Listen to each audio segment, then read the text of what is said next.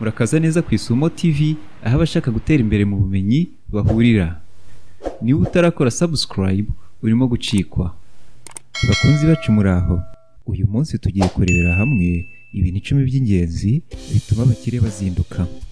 Niba mwibuka, ubushize twaganiriye ku bintu 15 by'ingenzi ukwiye kugira umuco niba ushaka gutera imbere. Muri icyo kiganiro twasanze ko kuzinduka ari kimwe mu bikwiye kuranga umuntu ushaka gutera imbere.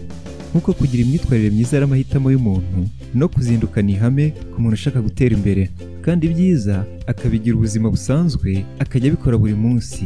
Hano kuzinduka tuvuga ni ukubyuka mu gitondo kare, ukabyuka hagati ya saa 10 na saa 11, kandi ukirinda kurangarira ku mbuga nkoranyambaga kuko ibiba byaraye bicicikanaho bishobora kugukura muri mood.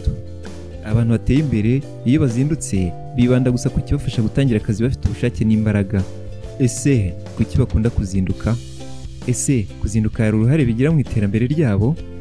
Karibu muri iki kiganiro byose tubirebere hamwe.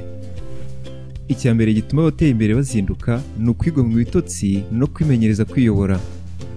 Abantu basanzwe kwigomwa ibitotsi ni ikintu kitaborohera na gato, kandi nubwo muri bo hari abazinduka, ahanini babiterwa no gutinya gukererwa ku kazi. Ndavuga ku bagafite, abatagafite bo bariryamira bashaka bakageza saa 6 z'amanywa.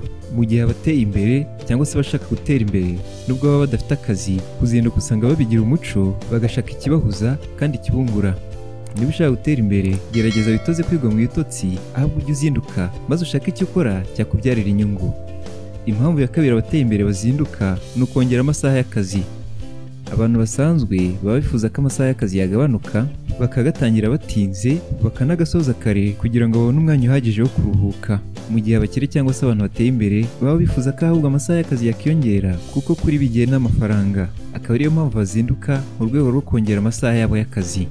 Ese uzi ko iyo abyutse saa 10 za mu gitondo aba yongereye nibura amasaha 3 ku masaha ye y'akazi? Niba nawe ushaka gutera imbere, itoze kuzinduka. Impamvu ya gatatu ituma abantu bateye imbere bazinduka ni uguharanira kugera ku ntego zabo vuba.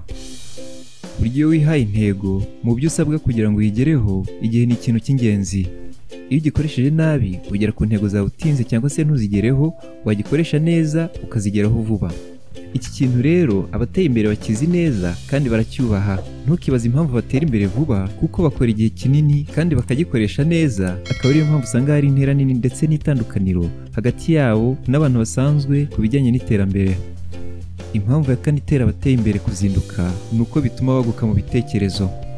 Ese wari uzi ko iyo uzindutse ugatekereza ku byo ukora hari ubwenge bushya wunguka? Hari n'igihe uvumbuye ikintu cyahindura ubuzima. Impamvu utekereza neza kurusha ikindi gihe ni uko ubwonko bwawe buba bwaruhutse bihagije, kandi n'ibirangaza bibe bitaraba byinshi. Iki kintu rero abateye imbere bakizi neza, akaba ariyo mpamvu bakunda kuzinduka kugira ngo bahe umurongo business zabo bagifite imbaraga. Bamwe banavuga ko ari bw'Imana y'amahirwe ivuga. Mu gihe abantu basanzwe baba bakiryamiye, ibitotsi bibamereye nabi. Ikintu cya gatanu gituma abantu bateye imbere bazinduka ni ukugumana intumbero n'icyerekezo. Nkuko twabibonye mu ngingo ibanziriziye, iyo umuntu abyutse mu gitondo kare aba yaruhutse bihagije ku buryo abatekereza neza kandi afite imbaraga. Abantu bateye imbere rero icyo kintu bakizi neza. Burya iyo bazindutse nibwo bakora analize zimbitse ku mishinga yabo, bakareba niba bakiri mu murongo bihaye. Tugendeye ku bushakashatsi bwabakozweho, abenshi bavuga ko ari bwo babona ibigenda n'ibitagenda muri business zabo.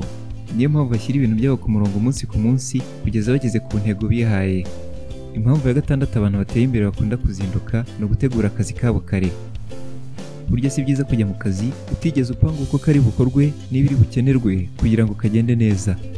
Abantu bateye imbere rero bagerageza guprofita amasaha ya mu gitondo kare, bagapanga akazi kabo batuje. Impamvu ya karindwi ituma abantu bateye imbere bazinduka ni uko kuzinduka bitera akanyabugabo. Ese uzi ko umuntu uzinduka umubiri we wibakamo imbaraga uburyo nawe atazi? Ibyo bimufasha iki? Bituma akora akazi vuba kandi atajagaraye. Akenshi bigera saa 5 akazi yari bukora umunsi wose akarangije. Aka kanyabugabo baterwa no kuzinduka gatuma baniyumva nk'abantu badasanzwe. Impamvu ya 8 ituma abantu bateye imbere bazinduka ni ugushyira mu bikorwa inshingano zigoye. Akenshi bafite akazi gakomeye kabategereje, bapanga kugatangira mu gitondo cya kare kugira ngo umunsi ugire aho ugera nabo bakageze kure. Bazi neza ko iyo utazindutse, akazi ugatangira mu kwitaba amatelefone y'abakiriya, gusoma email zabo, kwakira abakiriya, ibibazo by'abakozi n'ibindi. Ibyo rero kubivanga n'akazi gasaba concentration ihagije ntibijya byoroha, akaba ariyo mpamvu bahitamo kuzinduka kugira ngo binjire mu kazi nyirizina hari ibyo bakemuye. Impamvu ya munani ituma abantu bateye imbere bazinduka ni ukwishakaho umwanya wo kwihugura no guhimba udushya.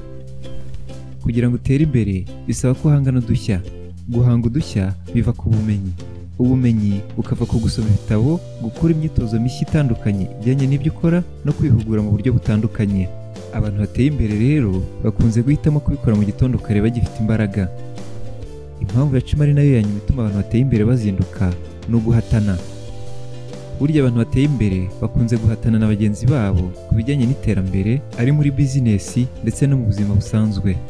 Kuri bo kuzinduka bikuraho impamvu izo arizo zose zaba urwitwazo rwo gusigara inyuma biturutse ku kuregeza. Ngayo nguko izo zari impamvu 10 zituma abateye imbere bazinduka. Niba nawe wifuza gutera imbere, kuzinduka bigira ihame nk'uko abakire n'abateye imbere babikora buri munsi. Tubashimiye cyane kuba mwabanye natwe muri iyi video kandi tubifurije gutsinda no gutera imbere mu buzima. Twizere ko iyi video hari ikikunguye, niyo mpamvu tugusabye gukora like niba yagushimishije, niba hari icyo yakungura bagenzi bawe kora share basangize, niba hari na comment ufite wayisiga hasi nta kibazo, kugira ngo bizadufashe gukora izindi video zijyanye n'ibyifuzo byanyu kuko turahari ku bwanyu.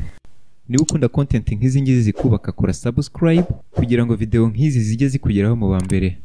Murakoze cyane, naho utaha, Imana ibarinde.